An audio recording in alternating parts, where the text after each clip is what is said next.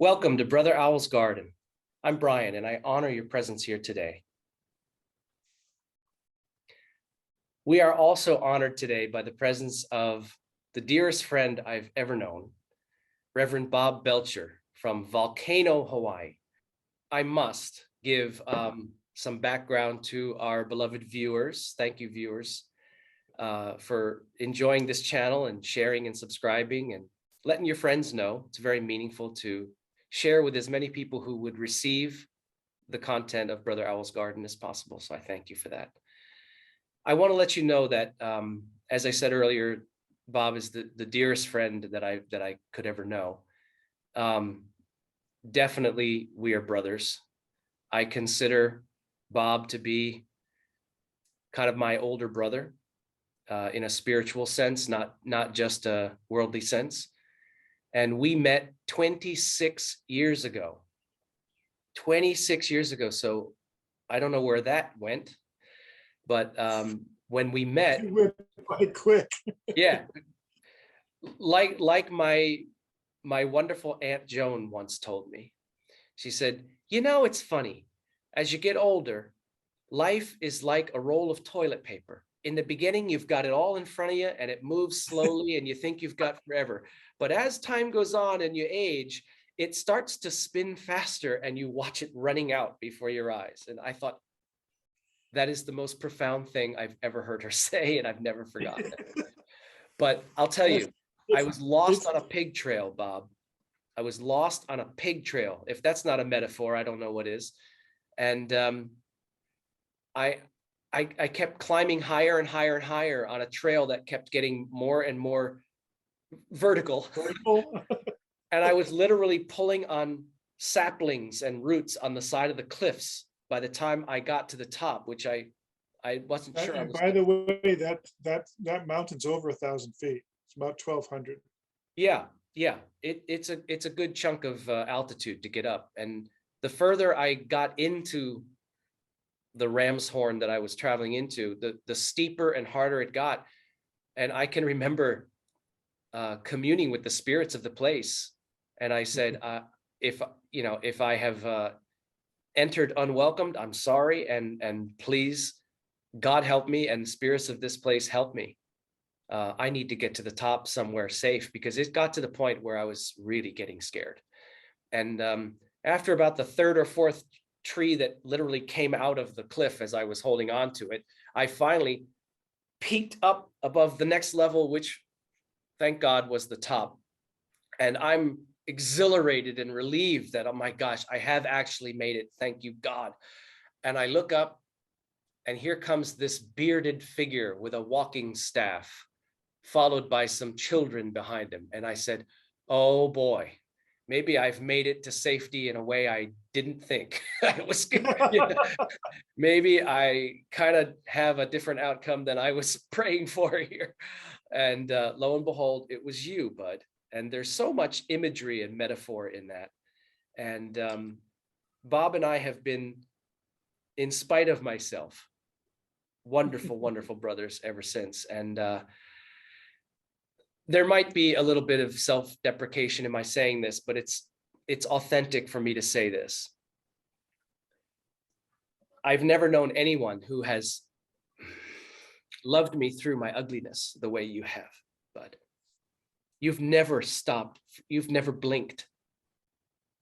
You've never once been anything but love for me. And that's why I revere you and love you so much. Thank you. I have two cats and I'm allergic to them both, so it must be the allergies going on here. But anyway, I'm getting it too. And yeah, it's contagious, thousands of miles away. Yeah. Now, it really is all about love. I mean, we can talk spiritual stuff and all this kind of thing, and you know me, I'm going with that for hours. No, if there's no love, it's meaningless. It's just stuff. Love is what it's all about. And I want to acknowledge brother Eddie Dowling. Eddie Dowling. Yep, also on the Big Island. for the quote that you often like to cite from him. You want to Right? share that with us? Sure. It says, Ed just turned to me and he said, Bob, it's all about love. And in that simple statement, he summed it all up. It's just all about love. That's what it is. That's why we're here. And then you asked him, what about, What did I say? you said, what about evil? Yeah, I said, what about evil? He said, simple, not enough love. And you know what? I want to acknowledge Brother Eddie. I've given that an awful lot of my attention. And it is that simply profound and profoundly It simple. is It that is. simple. It is. We tend to make it more complex than it needs to be. Maybe the mind needs complexity.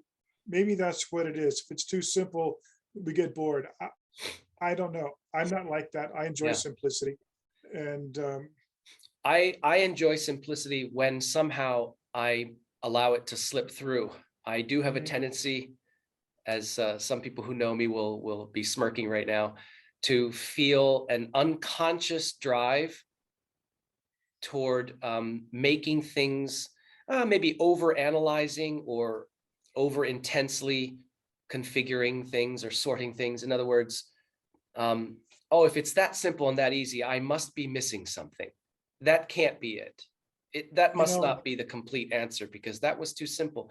And I'm working on that. It's one of my myriad nebulas of flaws that I'm working on. But yeah, it is that simple. years ago, must know, gosh, probably 50 years ago now. Time flies. But a friend of mine, we were talking, and he said, we overcomplicate things, try to understand stuff. He says, understanding is important, but sometimes you just have to get it. You don't need to understand water in order to get wet. Just get it. That's what it is. Yeah. And That's pretty simple. I'll be honest with you. That's a large portion of where I'm at right now in regards to, as Ram Dass would say, working on myself. I've realized that the two poles, the two dualities of diving deeply and intensely into my shadow work, I will tell you right up front, is painful and unpleasant much of the time. And the other opposite pole of avoiding all of it with whatever distractions and escapism I can come up with is also painful and unpleasant. And so I'm trying to find, the Buddha's middle way, in the sense that I've realized that, the issues within me are not exactly the issues. It's the resistance to those issues being there, or my being upset about them being there, the emotions about the emotions, which are actually where the resolve and the healing need to take place within me. And so, Sure. yeah, things really are and can be simple. And yes, we do Well, tend to complicate them. so we're here to talk about some simple values. And you and I have talked about practical spirituality. I'm now hearing other people use the term. I was probably one of 40,000 people that initiated it, but um, just because there needs to be something concrete to put with some spirituality, with one's spirituality. And it's easy to go around, oh, I'm so spiritual, but then you treat people like crap. And the thing is that the way I see it, the way I interpret it, spirituality isn't something that you believe in. Spirituality is something that comes from within you. And so it's a way of life. I don't believe in spirituality, I live it. And I succeed, I fail, I'm like anybody else.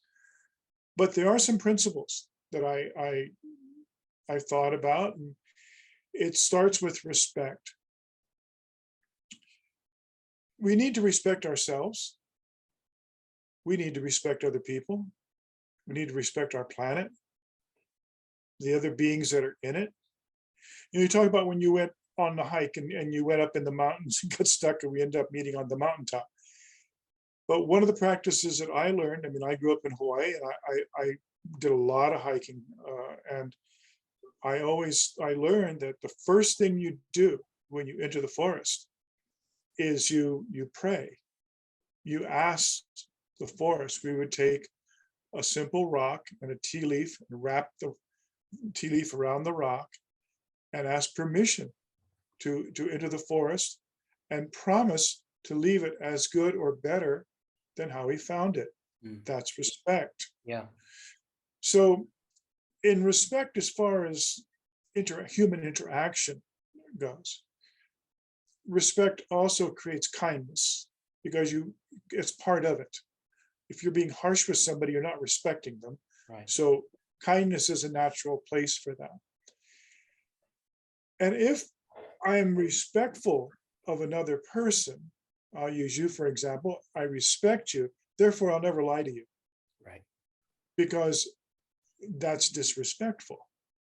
So now you have respect and you have truth. And if you have respect and truth, now you can have trust, because you can't have trust without respect and truth. If you have respect, truth, and trust, now you have the ability to create cooperation. And if you have respect, truth, trust, and cooperation, now you have the firm foundation for love, out of which comes harmony, hopefully. Or These, at least understanding. at least understanding. And one of the respect parts is that, well, I don't agree with that person and their viewpoint, but I can respect them for being committed to that viewpoint, you know, and maybe what it is I need to have something to learn. Maybe they do, but I'd be willing to have an open dialogue and exchange. Ultimately, I think that it means that one is living on this set of values of respect, truth, trust, cooperation, and love. And I think the more that one is able to live by these values, the more peaceful their life becomes. Oh, Because absolutely. For everybody. they're living it, yeah, for themselves and those around them. And I think the freer that one becomes, and it is my belief, and I'll always tell you the difference between my belief and my knowledge. So this is my belief, that ones who live by these values actually create spiritual growth. I mean, you can have crystals and candles and incense and all this stuff, and it's all cool. It's all part of living a spiritual life. I enjoy it. It's part of it, but they're just tools of spirituality. They're not spirituality. Yeah. They're simply tools. I consider them to be art and accessories. And I do enjoy having the ones that I like right now, but I constantly am conscious of the fact that they are not giving me power and abilities and things like that. I just happen to enjoy having them for a while, and then I tend to give them away. Yeah. Well, we're the ones who put the significance on things. Things Right. aren't necessarily significant unless they're things that we're attaching them to. Now, I do think there are things that are significant in and of themselves, Mauna Kea being one of them, but Yeah. that's a whole different story. No, there are certain things that do have their own, let's say, autonomous essence or qualities, nature. But I agree with you that in general, you reminded me when I did the it's called the Ohenro 88, the 88 temple pilgrimage on the island of Shikoku in Japan, if anyone's Right. interested in Japan, checking that out. Yeah. By the way, give yourself months to do it, not weeks or days. So what I realized, I was actually interviewed at the 14th temple by this. He was the most nervous, shy, timid, frightened reporter I've ever seen in my life. And he approached me as if I was some kind of a, 6-ton frothing tiger. But anyway, he dared to approach me. I don't know. I guess he was just shy to talk You're about so moral. you're so intimidating, Brian. It's Yeah, I mean, look at me. So, but he came and talked to me, and he interviewed me with a few questions about, I can see that you're a pilgrim doing the pilgrimage. What is your experience, whatever. And he basically gave that opportunity at the end of, so how would you sum it up? Is there anything you'd like to add or share? And, about what this means to you. And I said, well, actually, yeah. I said, what I've discovered within the first few temples is that it is not that I am going to the temples which contain the meaningfulness of what I'm doing, and that I am like a honeybee deriving the nectar of those temples from, and meaningfulness from those temples. I have realized that I am bringing the meaningfulness with me to these temples and marking them one at a time in a row. In other words, the meaningfulness is projected to the temples from myself. I don't even yes, need to go to the temples. The no, meaningfulness of what I'm doing has already been established in my being. And I just happen to be acting upon the physical world in expressing it. It's not that I'm going there to derive it. I already right. have it. It's already within me. And it was very clear within the first like 3 or 4 temples that that was lucid to me. So I It agree. I was understand. it was a conversation that you and I had years ago when you were staying with us in Hilo at the time, and we were talking about religion and spirituality, and you said something that I'd already realized, but the way you said it was just, it's one of those simple things that, oh yeah, I knew that. But we were talking about belief, and really what it came down to was you don't really believe in God. You realize God from within. It's you have the realization of it.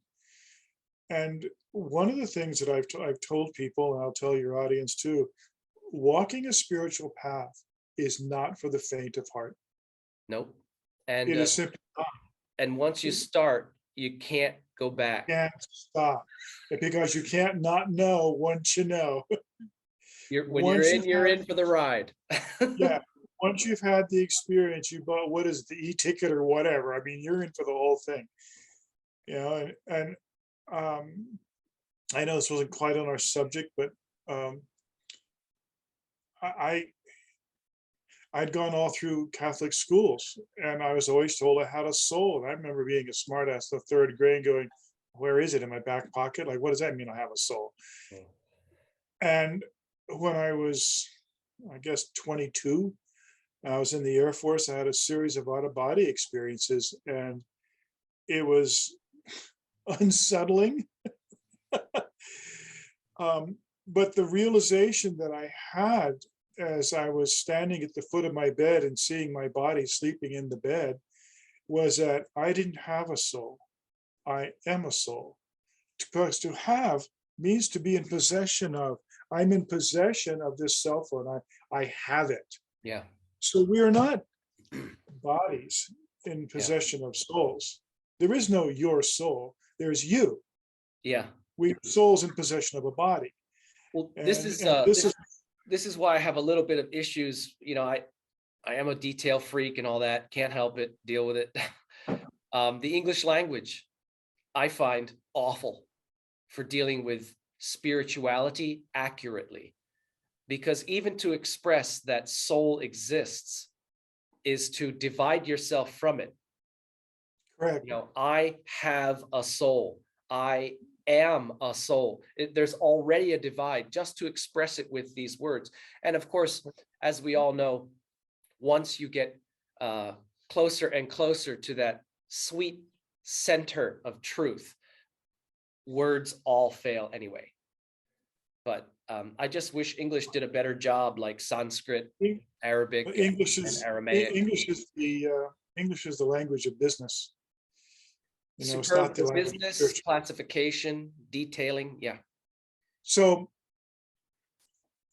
one of these days I'll get around to finishing the book that I thought I was going to write, but I I can't may have relate to changed. that. What's that? No, but I was standing looking out the window the other day, and I was noticing the trees were moving, and the you could see that there was wind going on. And I went, wow,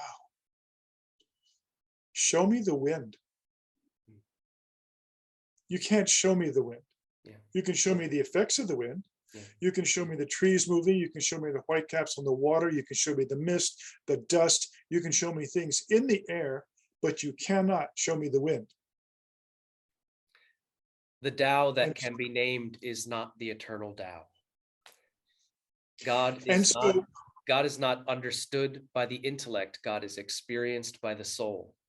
exactly. Exactly. And the thing with showing me the wind, what I realize is I can experience it. I can't even describe it. I like to use the example of fire. Everybody knows what fire is. Tell me what it is. And and then there's going to be a lot of like no, define it. It's this light thing that's hot. Yeah, because fire is fire. You know what fire is. Why do we have to put it into the abstract, inadequate, confusing labyrinth of language? You Right. know what fire is. If you don't, then That- please experience it and you soon will know. Right. So yeah. Exactly. And that is the whole thing with spirituality. It's experiential. I have said this for years that I am not a believer. I'm an experiencer. Right. And I've had so many experiences, some really wonderful, some really quite terrifying. And I know you have had those as well. And things that, you tell people about it, and one, you really can't get the whole essence of it through. And two, in our Western society, you sound like some kind of a nutcake. So I don't bother talking about that too much. I will just comment that to be considered a nutcase in Western society today is a badge of honor. I think I No have a shame in couple of. that game. Yeah. No shame. So within the theme of practical spirituality, Bob, what you're offering, we could call them, they are like a pillar of a society, but let's refer to them as the 5 virtues of 5 civilization. virtues of 5 values. Because, and here's the thing about it. Values. Okay, yeah. If you're looking at respect, truth, trust, cooperation, love, you're looking at these things. These are things you can do. Mhm. You don't have to believe in any kind of spiritual anything. You don't have to do that. Right. You know if you're telling the truth. You know if you're being respectful. You know if you're trustworthy. You know. Yeah. You, We have you that know, it- built-in code, that Yeah. built-in moral GPS compass. We really Exactly. do. And when we smother it or ignore it or deafen or numb ourselves to it, it is then that external means of Yes. self-governance creep in and resonate all that for a little bit. We won't get too much into that, but we know what that means. I heard a quote, oh gosh, 20, 25 years ago. Seems weird to talk about that. I mean, I was only 30 last week and now I'm 70. Like, what happened? But anyway, to go along with what you're saying, there's a wonderful quote. You cannot break the laws of nature. You can only break yourself against them. Oh, I love it. I have not heard that before, and that is now in the great book. Say that for us again, Bob, because that warrants a repetition. You cannot break the laws of nature. You can only break yourself against them. I love it. So if we think about that, we have a spiritual nature. That's who we are. We're in these things, we call them earth suits, bodies. I call it a school uniform for a semester at the Earth School. Yeah. We can talk about that later, or even now. But the idea of it is that spiritual essence is still part of our Creator. Keakua, God, pick a label. It doesn't really make any difference.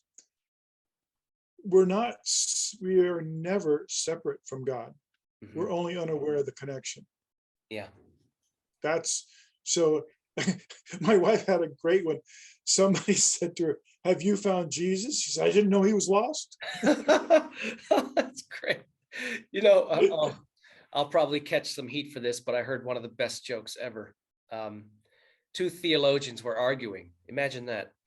And the one says to the other, "Oh, you don't know anything. You probably didn't even know Jesus was a Jew." And he says, "I knew he was thrifty." No offense meant for that. It's a Oh lighthearted, well. yeah, it's a funny one.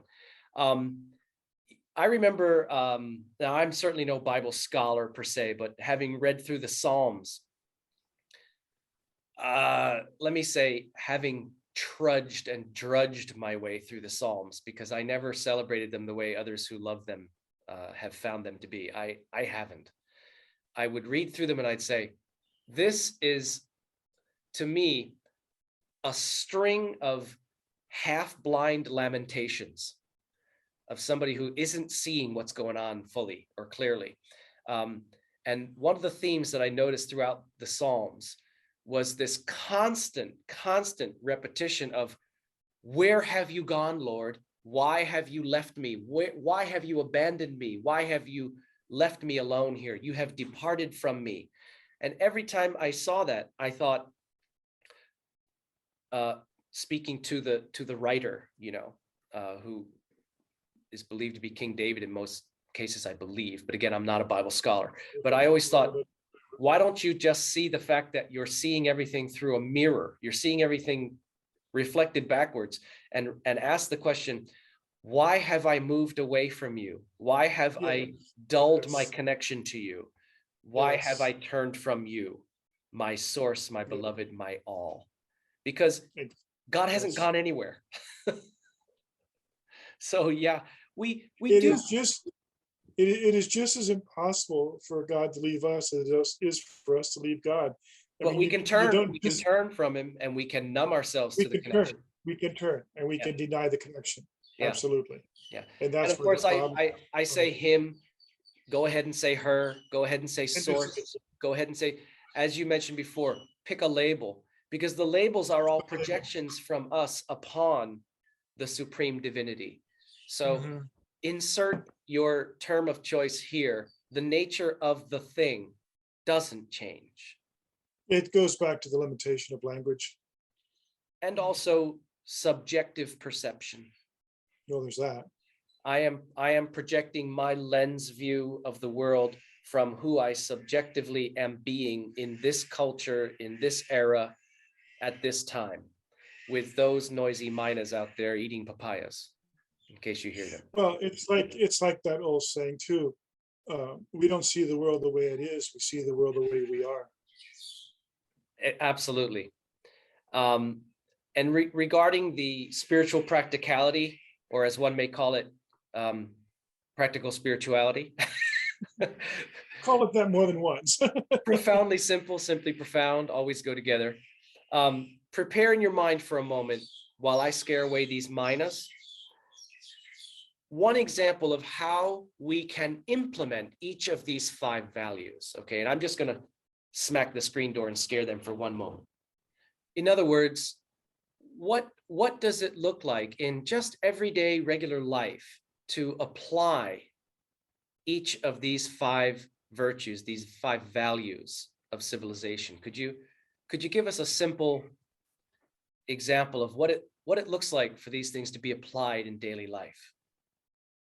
I think it's, as I said before, you know the difference between a truth and a lie. Yeah.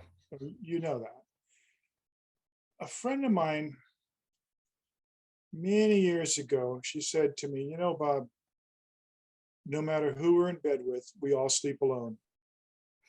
We're alone with our thoughts. We put our head on the pillow. We know if we did the right thing during the day. You just know. Yeah. If you don't, well, then you got other issues to deal with, and spirituality is not for you right now. You can't. You're not there yet. You're not where you're not at a place where you can take on these concepts. Truth is what it is. It's not what we want it to be. Mhm. It's not your truth, my truth, subjective truth. It's none of that. It's the exact thing. It's this thing that this happened. This didn't happen. I feel this way. I feel that way. But let's go start with the first one with respect. You know, in Honolulu, it wasn't quite so much like this because the city has gotten so big. In Kailua, where I grew up, it's certainly a very friendly place, and the little village of Volcano that I live in. When we're driving down the street, we wave to each other. When we're walking, we say, good morning, good afternoon, good evening, hello, aloha. We say these things to each other. That's the first thing. The very first thing is to acknowledge, because the world runs on acknowledgement. And this one of my old mentors said, the universe runs on acknowledgement, and the most prized particle is admiration. Well, I'll just stick with acknowledgement.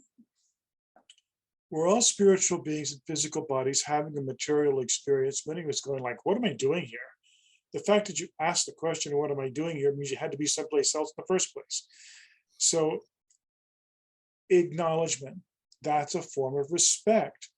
That's what a greeting is. It's an acknowledgement. You know, in Hawaii, we use the word aloha. It comes from the greeting, the hone, where we touch foreheads and breathe in unison. Alo, face to face. Ha, the breath. The word means with the breath of life. That's why we use it as an expression of love, of greeting, etc. It starts right there with respect, simply acknowledging the presence of another human being or any being. Heck, I say hi to dogs. Sure. Well, they say Hi hi to back. you. They They say hi do. to you. Believe me. Yeah. I walk into my front door, and it's usually my cat Lotus will greet me 100% of the time. And Oh, I did yeah. a little bit of research on what the meaning of cat behaviors mean. When she Mhm. drops on the floor and shows her belly to me, this does not mean please rub my belly. This means, Yes. hi, you're back. Yeah. Yeah. Chuki agrees. And as you know, we always had dogs, Labrador retrievers. I mean, you can say it's by any breed. I admit I'm lab centric. There's Labradors and the rest are dogs, but you can say that about any breed you like. I don't care. No, I will say for Labrador retrievers, they are the most wonderful dog, even when they don't retrieve any Labradors. No, they've never brought a Labrador back to me, not one. But they've given me unbelievable amounts of unconditional love, and I miss the Yeah. dogs dearly. It's they had their time, and now they're not here anymore. Well, you loved them to the fullest extent that love can be expressed, Bud. Yeah. Regarding your acknowledgement with the aloha, the how's it, everything like that in Hawaii, as you know, I'm particularly endeared to what we call in Thailand the wai, or in India the namaskar. I This is really like beautiful. that. Yeah, It's it because means what is it? Is it namaste, meaning you're greeting the divinity within the other person? Isn't that what that means? it's just simply the divinity within me recognizes the divinity within you. What a Exactly. way to start an encounter with somebody. The And highest nature of my being exactly. recognizes in you the highest nature of the same being. And being that we are all uh, of this same energy, this God energy, creative energy, universe energy, whatever the label you want to throw it on Yeah, is, what we're really doing is creating another aspect of the energy that we are, yeah, another aspect of ourselves. We yeah. may not see it like this because we're separated in these earth suits, and we look separate. You're over there, I'm over here, but from a spiritual perspective, there is no separation. So it's kind of hard for us in a linear world to get our mind around that. But that's why you start with that respect. You're respecting that other aspect of the divinity of which you're part of. Well, now It really is divinity recognizing itself. it is absolutely, yes, it is that. And so now you have truth. Why would you lie to yourself? I mean, I got to admit it, I weigh too much. It's the truth. But you know? when we at least face the truth in honesty, Mhm. there is a relief within us, even if the truth is, let's say, ugly. Because I am not one of those what they call toxic positivity people. I'm not into that. I'm not into the everything is always incredibly amazing, wonderful, and blissed out, because it's not. So, but when we face something in absolute honesty, without resistance or ambition, for lack of a better word, amidst it, we are relieved instantly. Poof, Oh, yeah. that tension You bubble see, bursts. if you're always telling that we have respect, if you're always telling the truth, you don't have to remember a lie. You Yeah, don't have it's simple. You yeah. simplify your life with truth. I think it was Bill Shakespeare. Oh, what a web of lies we weave when first we begin to deceive, something like that. It's such a burden, and that's kind of what I mean with the relief. Mhm. We immediately are relieved of the burden of maintaining this anomalous untruth within us. So now we go to respect and truth. Now we're going to trust. Okay. You know what the right thing to do is. The right thing may not be the best thing for you, but it's the right thing to do. And if you do the right thing, you don't have to think about it later. Mhm. Oh, what did I do? What did I handle? I should, you know. And if you make a mistake, hey, bud, I'm sorry, man. I messed that up. I apologize. Take responsibility. That's how you gain trust, by taking responsibility. So this keeps your own energy field clear, because you're not clouding it up with, oh, what did I tell so and so, and how am I going Yeah, to do this? And yeah, none of that is there. It's just not there. But now, if you have those three things, the respect, truth, and trust, now you can cooperate with other people and you can have them cooperate with you. So, hey, do you want to do this project? Truth. No, I don't. I really just don't feel like doing that. But hey, you might want to call that guy. He might want to do that with you. Cool, I'll talk with him. yeah. And So that you are, person just saved you a lot of wasted oh, grinding and yes. resisting and frustration by saying, and I'll do that too. I'll decline invitations all the time. Hey, Yeah, we're all going here. You want? I don't want to go. I love you, and I thank you for thinking of me and including me. I'm not vibing on that. I don't want to go. right. So what happens there? You respected yourself. Okay, yeah, You told yourself the truth. yeah, See what I mean? yeah. Now you can trust yourself. I didn't project myself into a situation based on an illusion of obligation that Right. would have ended up being very unpleasant and unenjoyable and inauthentic for myself. Right. Yeah. Right. And So regarding now you, trust, Bud, I'm sorry, forgive me for interrupting you. Regarding trust, you reminded me of a quote. I can't remember the man's name. He's a Sufi imam. And he said, this is in regards to friends trusting friends, okay, in that context. And he said, it is worse for you to suspect that your friend has lied to you than it is for your friend to lie to you. What I mean yeah, is, it's worse for you to mistrust your friend than it is for your friend to have betrayed your trust. So, in other words, maybe that's a little bit emphatic the way he said it, but what it's saying is there's two sides to that coin of trust. Yes, you could be betrayed, but you believing that your trusted friend betrayed you, of course, until there's absolute proof, maybe you were, but the suspicion, the bearing false witness of it is mhm, worse than the hypothetical betrayal that may or may not have happened. yes, I I had agree. never thought of it that way, and I thought, wow, if I doubted my own friend, and I don't know if any of us have had that experience where, oh, that's a bunch of bull. I know he lied to me, and then you come to find out, no, he didn't. I was completely wrong. I was Right. suspicious of my own friend. I feel horrible. That's what he's referring to. That's worse than had your friend betrayed you. Right. I just wanted to add that because it's one of No, the quotes that you reminded me of. it's very true. It's very true. Yeah. It's the thing with the trust is such an issue. In our society these days, you wonder what you can trust. So if these values were incorporated into a society, we'll say American society, any society, that society will start to right itself. It'll start to come back onto an even keel. Yeah. It'll start walking a right path. Because And now you're without trust, expecting there's no relationship. There is no no relationship. foundation at There all for can't be. any. There can't be. And what a lonely world it would be to not be able to trust. It'd be a really lonely, empty place to live.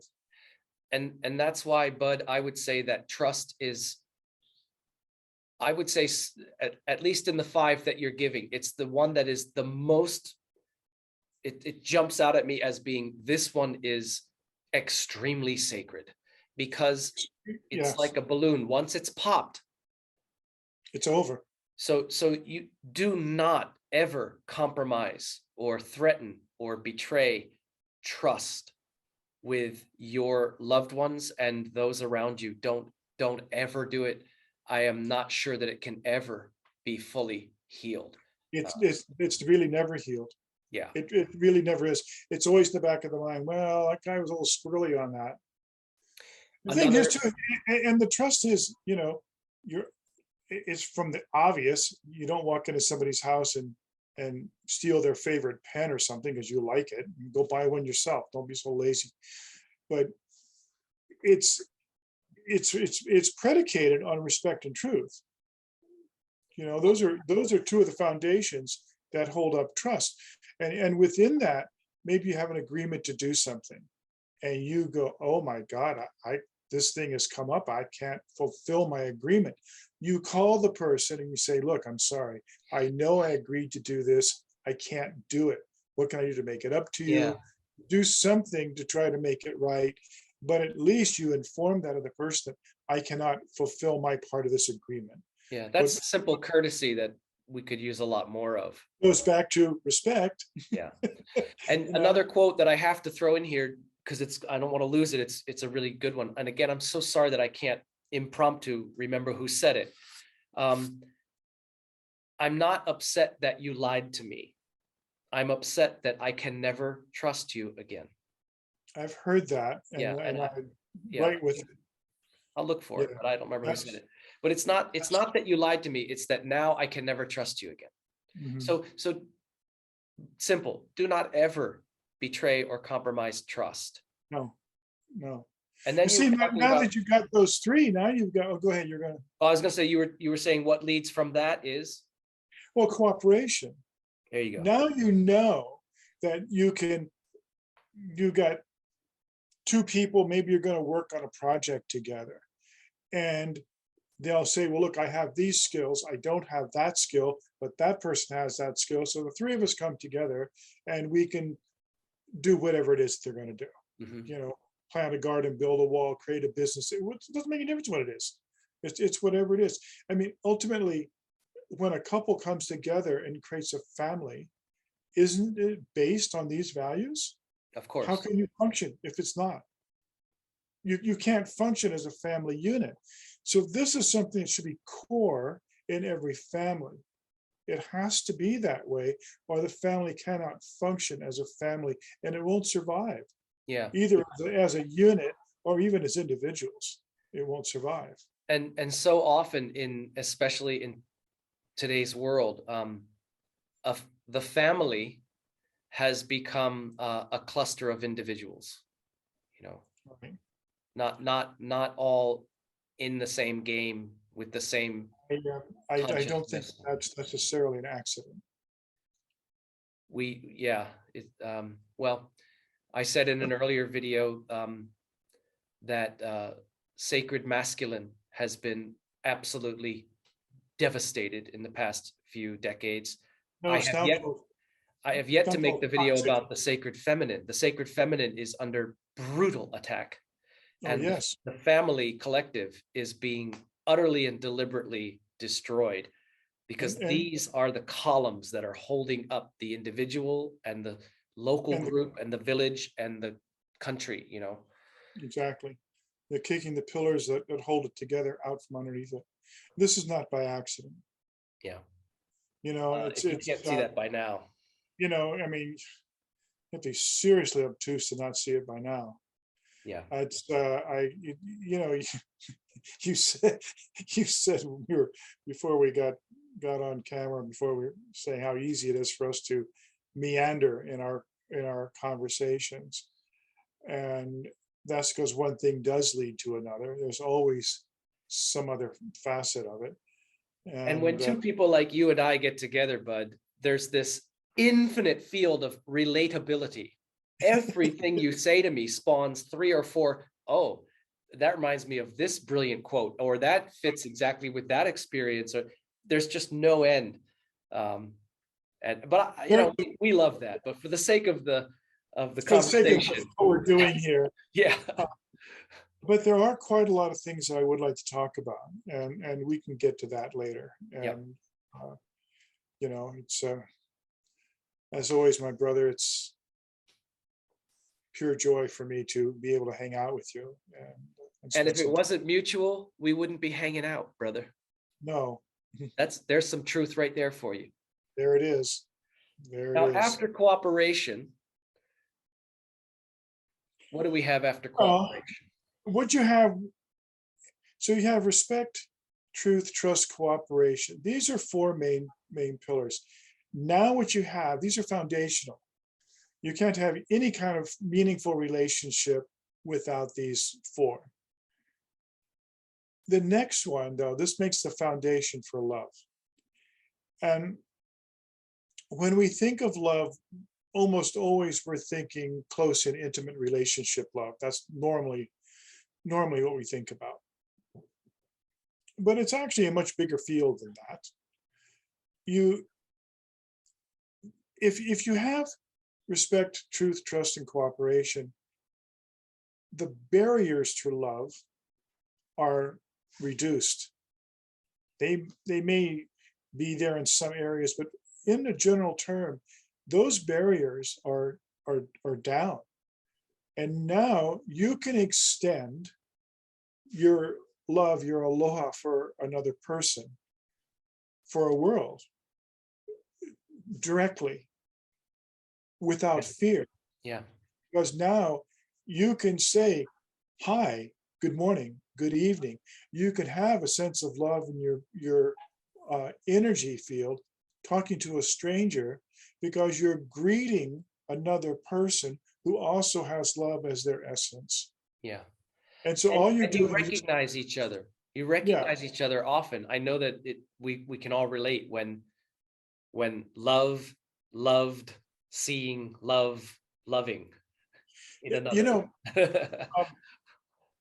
for a long time, this fist bump thing has been popular. Oh, give it a, and I refuse to do that. Yeah, And yeah. somebody asked me why, and I said, it's really simple.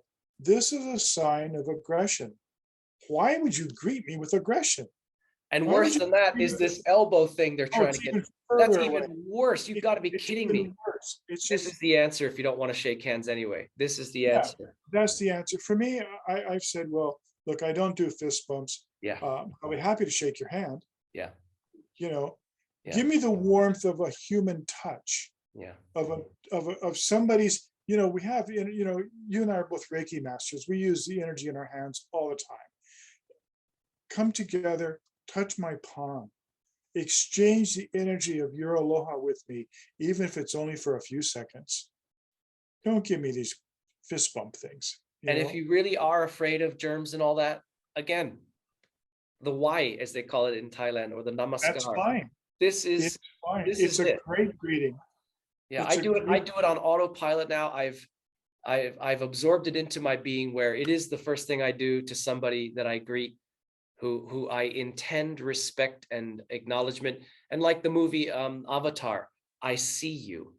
I see That's you. also so beautiful and meaningful to those who are awake to what that means.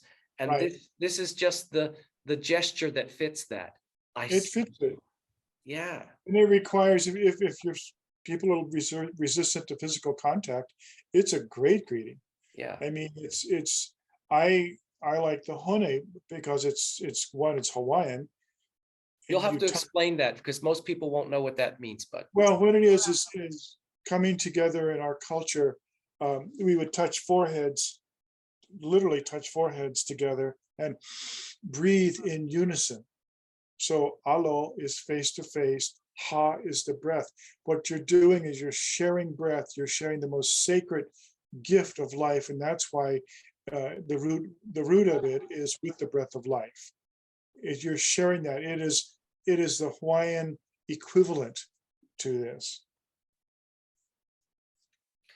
It's beautiful, and I have been greeted that way in Hawaii. And generally, you would put your hands on the person's shoulders.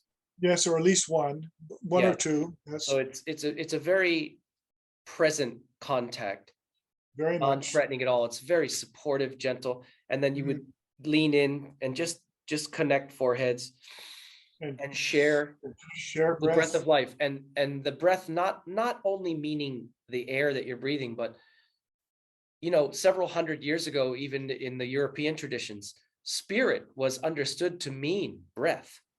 Exactly. Spirit meant breath. That was spirit. So it's all wrapped up in that. And Right. and to quote the Christian scripture, love covers the multitude of sins. So in other words, sins meaning imperfections, being a little bit off, missing the mark. Missing the mark. That's how, yeah. Yeah, love covers it all. If you're operating from love, you don't have to categorize and individuate all these different potential flaws. Oh, remember, if you're operating from love, if you're living from the poli, from the heart, Mhm. you're not gonna do those things. They don't fit with that vibration. No, and that's the same thing that we're talking about with these values. Yeah. It's the very same thing. And I would like to add, if there's a place, a little cherry on top, it seems to want to be there from my view, is, as I mentioned before, understanding. And for those who have watched my conversation with Neil Donald Walsh, I'll never forget the quote that he shared with us in that conversation when he said, understanding replaces forgiveness in the mind of the master. Moment of silence. That's one of those carved in stone edifice quotes I'll never forget, because I was so ready and aching to remember that, because we come here knowing all this. If you haven't realized that yet, this is all remembering. We already know all these things, and we come here and we get pummeled by the storm and covered in all kinds of layers of dust, like some kind of a archaeological volcano dig or something. Oh, this was the Precambrian era of delusion and conditioning, and oh, here's that strata of completely harmful false beliefs about yourself. And we get all this piled on for the first half of our life, so to speak, and then the second half of our life is having the courage and fortitude and honesty and willingness to turn around and face that and brush that all off and listen to this, release all that is not us. True. Release Yeah. all that is not us. And we come back to that place. It's like a cycle of consciousness getting pummeled and covered and distorted and lost and numbed and coming back to itself. So we already know all these things, but we have forgotten them or lost track of them. As an example of that, what it reminds me of, I've been a Reiki practitioner since November of 1990, so over 30 years. And I remember my first Reiki master, Helen Haberly, and she said something just brilliant. She says, we are all born with this ability to heal, and our society trains us out of it. There you go. And so just to follow up on that, because I like to tell this part of the story, I had a woman friend. She and her husband had a child, and I told her this, and she knew that I was a practitioner of the healing art. And so I said, when you're a baby, when you're actually as a little boy, says if you feel hurt, have your son put his hand on that injury and say, just heal mommy. Her son now is an exceptional healer, and he's in his 30s. I love it. Yeah. And I will now acknowledge you further, because although I didn't study Reiki with you, you are the reason why I even know what it is. And it only took uh, most of the 26 years of knowing you. About 20 years. Yeah, it only took, repeated buffets of talking about Reiki and being aware of you practicing Reiki for me to say, oh yeah, so I should probably look into that. And then as it turned out, by the time I was ready to be open to learning it and receiving it, I was living here in Thailand. And so I learned under Lynn Sutton, my instructor here. And as long as, you learn from a certified kosher Yeah. halal, somebody that's, I didn't want to get with pink poofy unicorn Reiki and all those. I wanted to You know get what with that is. Reiki.org. I'm not going to stray from that. No. And so I acknowledge you as being the reason that why I even discovered what Reiki is, and then later finally became ready to pursue it. Well, and then we dealt with that very uncomfortable situation when you were staying with us when we were living in Hilo. Dark night of the soul. Bob helped me Yeah. through that like you cannot believe, my friends. He's the only one that could. And thank God he did. It was the darkest period of my life, and I've had a few dark periods. Yeah. Thank you for my brother for letting me practice my art. We're all walking each other home. I like that.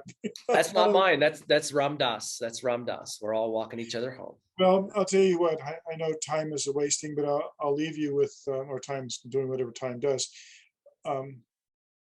It was a realization that I had years ago. There's a couple of them. That when a master quits being a student, they also quit being a master. And what I realized was that we're all teachers and we're all students simultaneously. And sometimes you've learned from a tree or a dog or the wise person that was walking down the street or the little kid who made the obvious thing, hey, the emperor doesn't have any clothes on. I mean, you have to be open and willing to learn and discern. Discernment is important. Yeah. But it's that willingness to learn. So my friend, I would like my to student, my teacher. I would like to bring a quote by Jamie Catto, Catto, Jamie Catto, one of my favorites ever that fits this. The quote is, "We are each of us a wise guru in charge of a mental patient." And in a previous recent episode, we are all beginners. We are all eternal beginners, and eternal beginners we shall ever be. Sometimes we're the one helping somebody else remember something. You might say teaching, but really we're helping somebody else to bring up and remember into consciousness something that had settled down into the murkiness. And other times we are the one, such as when Neil Donald Walsh said the quote about understanding replaces forgiveness in the mind of the master. And I told him, thank you for helping me to yank that out of the dark and put that on a giant plaque on the wall, because I needed to remember that. I did an entire episode about forgiveness earlier on that I had not reached that realization yet. And I would love to go back and redo it and I'll finish tell you what, with that. when you want to redo that one, let's get together because you know my story on forgiveness. And well, let me speak to the audience on this. I hope that you have enjoyed the best brother I have, Reverend Bob Belcher of Volcano, Hawaii, because despite some fumbled attempts at making this first conversation manifest, there's going to be a lot more.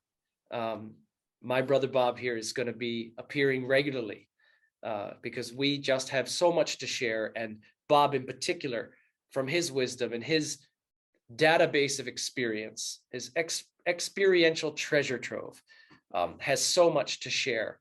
And I just acknowledge and honor and thank and love and bless you, Brother Bob, for all that you are and all that you share with us. And I can't wait to bring you back many more times and often.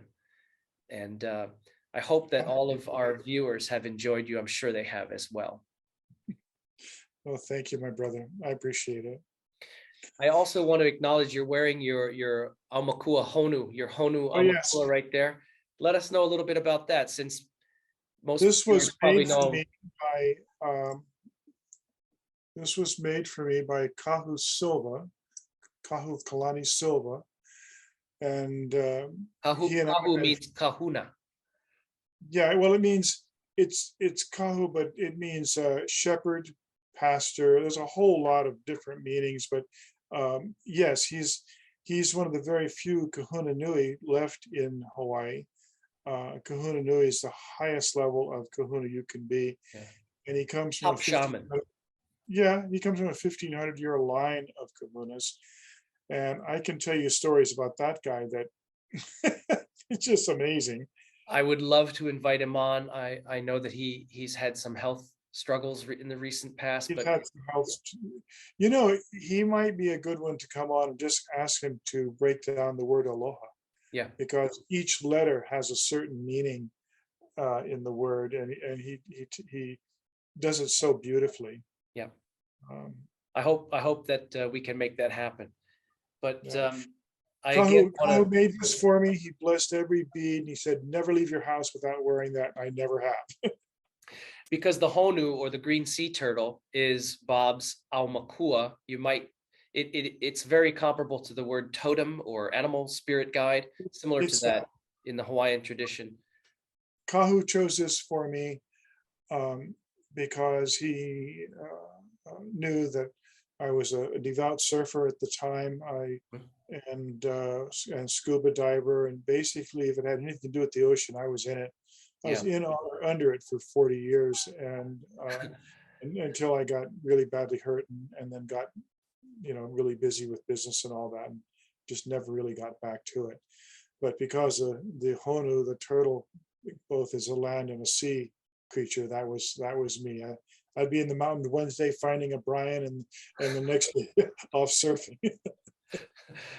Well, I love the Honu myself. I consider it to be a sort of a secondary Aumakua for me.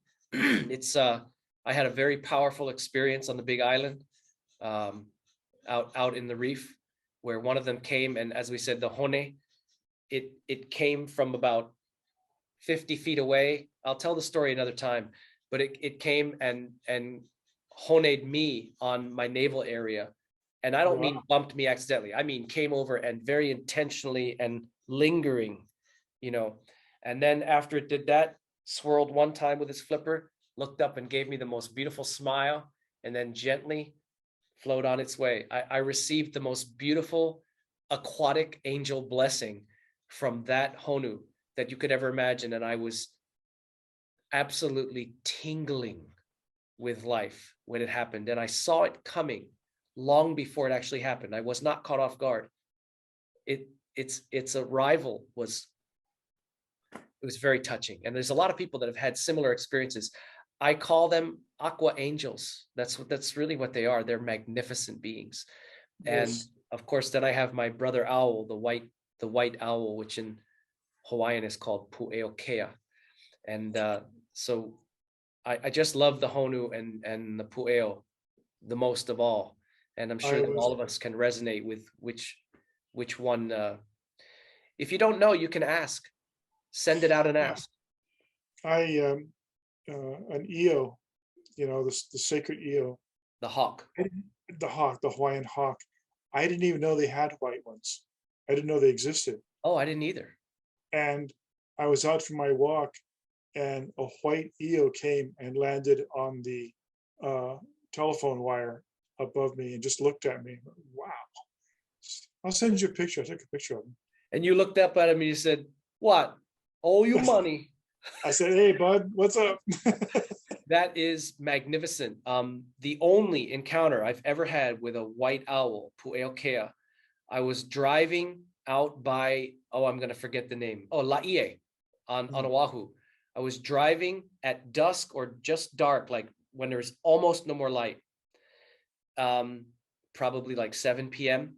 was driving on the highway out there around Laie, when all of a sudden this magnificent white owl swooped down in front of the range of my headlights. In other words, as if it was, I'm just going to go right where you can get a good look at me. And it came swooping down from the left and went into the beams of my headlights. No threat of a collision here. It was 30 feet away from me. And just gave me a good, like when an airplane does a little wingtip, Yeah. he just and took off. And I just got chills. And that was years before I even was aware that the Pu'eokea is my aumakua, my totem animal spirit. So I just wanted to share those stories. And since there is no end, literally, to our sharing, let's wrap it up with this. And gosh, it's been wonderful to have you, brother. And can't wait to do the next 79 to 3,000 topics that we can discuss. And so thank you. And on behalf of our viewers, thank you for sharing of yourself with us as you have today, brother. Thank you. Well, thank you very much. I wish you a hui ho until we meet again. And of course, the answer to that is malama pono, take care. Aloha, my friend. I love you, brother. And You to all of our viewers and to Bob and myself as well, always remember that you are a sovereign, individuated emanation of the divinity from which you have arisen. So let's be that. Aloha. Aloha.